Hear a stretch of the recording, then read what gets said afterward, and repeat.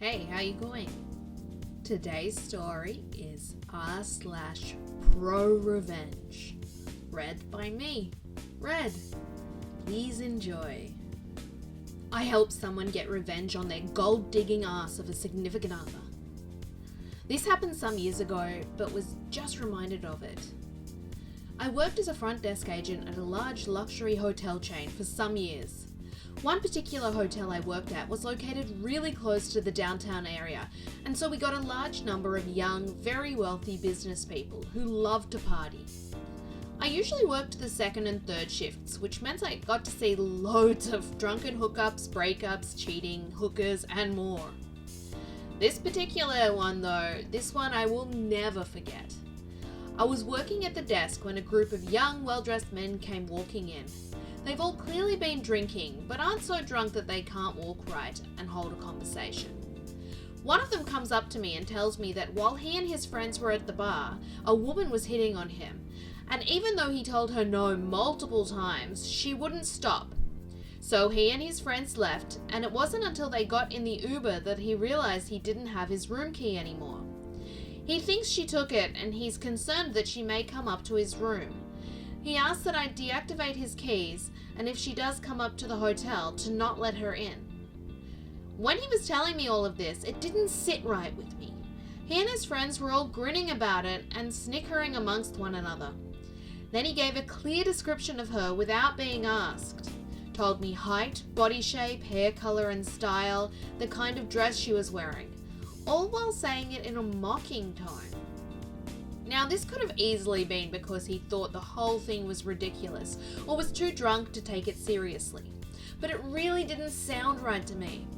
Either way, I did as I was trained in that situation.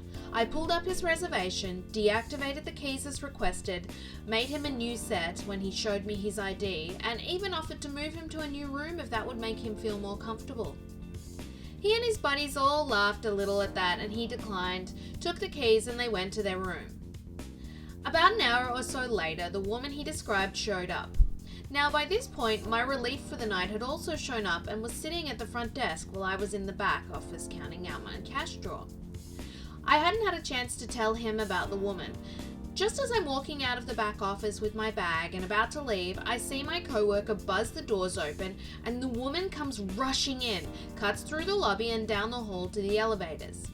She was barefoot, holding her heels in her hand, and knew exactly where she was going. I rushed up to him and told him what the man from before had told me about her. My coworker looked at me confused. He then pointed to the screen that had the reservation pulled up and told me that when the woman arrived, she went to use the room keys and they didn't work. So he asked for her room number and last name. She gave both and her name is on the reservation. I looked at the reservation and down in the notes, there was the woman's name listed. The man from before was listed as the primary, but her name was listed as secondary with his consent to be in the room. I was confused. I thought maybe she wasn't the same woman he was talking about. But to be on the safe side, I called the man in his room and told him the situation, that we allowed a woman fitting the description he gave to enter the building because she confirmed her name was on the room. He laughed, said he forgot her name was on the room and asked that I remove it. I was now super confused. I asked to make sure. Sir, just to be clear, the woman you met at the bar tonight was with you at check-in hours ago and was allowed keys then, but now she's not?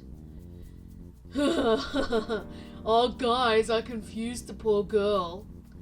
Yes, sweetheart, she's banned from the room. Don't worry about the other details, just take her name off. I see. Then if she isn't going to be on the room anymore, would you like us to call the police and have her removed from the property? Whoa, that's too far there. Don't worry. She'll get the hint soon enough. We ended the call there and I got really suspicious of this. I told my coworker to not do anything and that I was going to stick around for a bit to see if anything happened. A short time later, the woman came off the elevator, pouring tears, sobbing while on the phone with someone. She sat down in our lobby and my coworker and I tried to look busy while eavesdropping hard on her phone call. She was sobbing on the phone to her mum and sister. From what she told them, she was invited to spend the week with her boyfriend, meeting all of his old college buddies. This being their first night, they met up for dinner and drinks. After a bit, she went to the restroom, and when she came back, she caught her boyfriend hitting on another woman. His friends all bet that he wouldn't do it. When she confronted him, pissed off, he called her a bunch of names and humiliated her in front of his friends and the entire bar. All of his friends joined in on mocking her, and he threw her in her face that she was nothing without him and dumped her right there. He and his friends then took an Uber back and left her stranded at the bar with no money and no way back. She then had to use her phone's GPS and walk back to the hotel from the bar, barefoot. She had heels, and walking 2 miles in those was not going to cut it. She was asking her mom and sister for help as he wouldn't let her in the room to get her luggage or her wallet. My heart broke. I felt horrible. I helped this guy treat this poor woman like crap, and now he and all his friends were up there laughing at her while she's sitting in our lobby sobbing and with nothing. I went over to our snacks area in the lobby, grabbed her a bottled water and brought it to her. I told her that I couldn't help but overhear the conversation and was very sorry for her situation and asked if she would like us to help. I informed her that if he was keeping her from getting her things, we could call the police and have them force him to hand over her things so she could leave if she'd like. Or if she wanted to let her mum or sister pay for a room, we'd be happy to give her a very low rate in a room far from him. She thanked me, took the water, and tried to calm down and talk to me about what all was happening and what her options were. Eventually we decided on her staying in the hotel for the night and figuring out the rest in the morning. As we make it to the desk, she asked me to try and run her credit card to see if it had enough on it for another room. I ask her what she means by another room, and she tells me that she's actually paying for the room he's in, but his name is on the room because he booked it, but it's her card paying for everything. This intrigued me. I asked why she was paying for the room if it was in his name.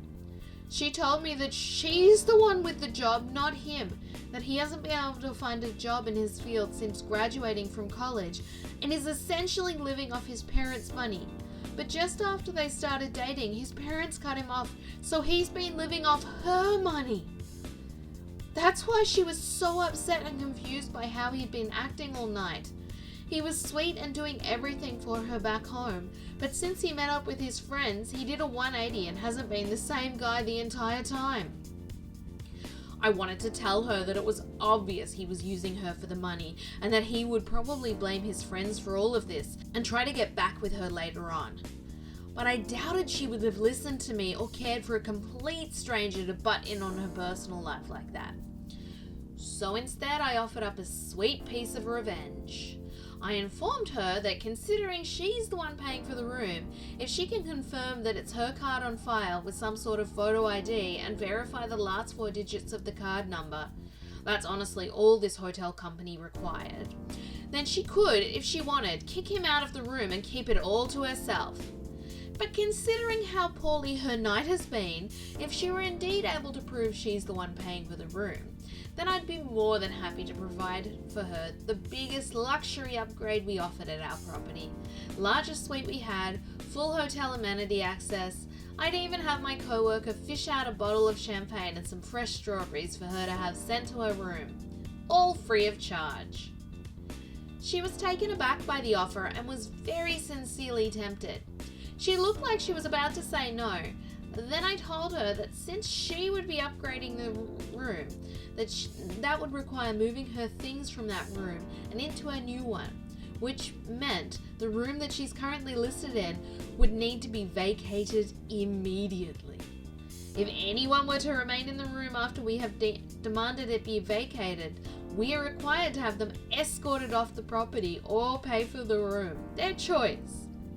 She thought about it, pulled up her card's banking app and showed me the screen. It had a photo of her, her full name, the card's full number, and the hold from our hotel for the room. She asked if that worked. It was good enough for me. I quickly upgraded her, moved everything over in the system, and before I could say a word to my coworker, he was already grabbing a set of master keys, a bell cart, and was asking her what her luggage looked like, since he was the one retrieving it for her to deliver her to her room. He didn't want her to have to deal with her ex again. She smiled and told him which ones were hers and that she hadn't unpacked yet. My coworker runs down to the elevators and up to fetch her things, while I make her a new set of keys and send her off to her new room. Once she's on the elevator, my phone at the desk starts ringing. It's the ex-boyfriend, and he's very angry about why my coworker has entered the room and is taking her things. I calmly explain that I cannot give out the private information of any of our guests, and that if he would like to remain in his room, he will need to pay for it, as there's no longer a method of payment on his room.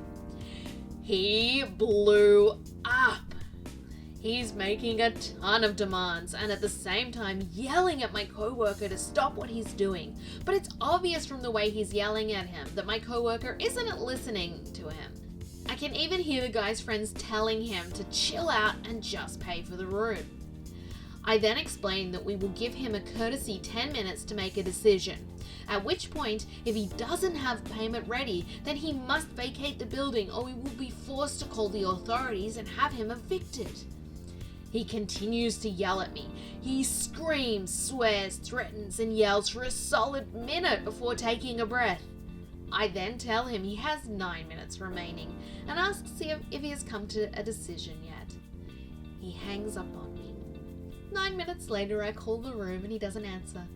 I call again. No answer. I call a third time. He picks up, then immediately hangs up. I call the police and tell them what's going on, and they said they're on their way. The officers arrive. I tell them what's going on and we go up to the room together. And the man and his friends are all white as ghosts when they see the cops. The cops explain to the ex-boyfriend and his friends that they're being evicted. The ex-boyfriend starts trying to talk to me, but the cops stop him and tell him to only talk to them. I told them about his attitude on the phone before. The friends are all offering to pay for the room at this point, and the cops look to me and ask if that would be acceptable.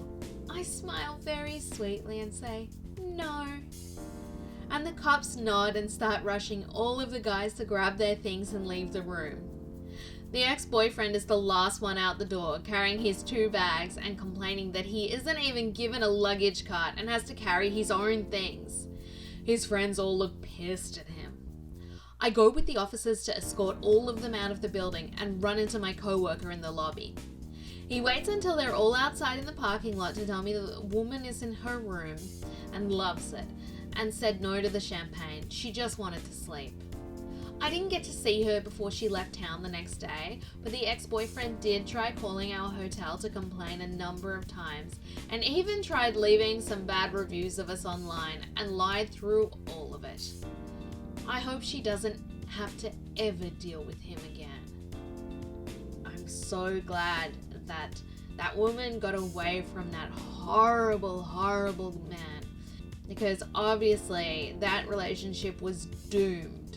I hope you enjoyed that r/ProRevenge story.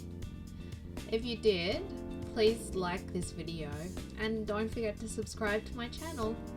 Thanks so much. Have a great day.